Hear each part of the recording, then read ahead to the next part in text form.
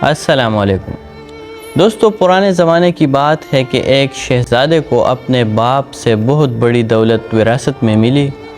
وہ خوش دل انسان تھا۔ اس نے سوچا کہ یہ خزانہ صرف میرے کام کا نہیں بلکہ رعایا کا بھی اس پر حق ہے۔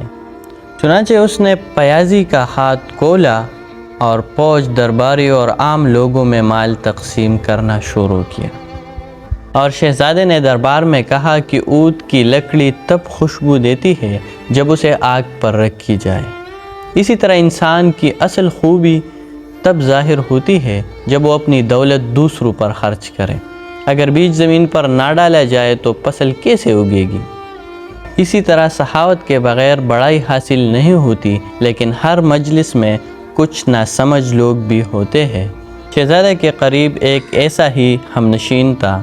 اس نے کہا کہ حضور، یہ خزانہ پچھلے بادشاہوں نے بڑی محنت اور احتیاط سے جمع کیا ہے۔ بہتر یہ ہوگا کہ آپ خرچ کم کریں، کیونکہ آگے جنگیں بھی ہوں گی، دشمن بھی ہے۔ اگر سب کچھ بانٹ دیا تو کل ضرورت کے وقت کچھ باقی نہیں رہے گا۔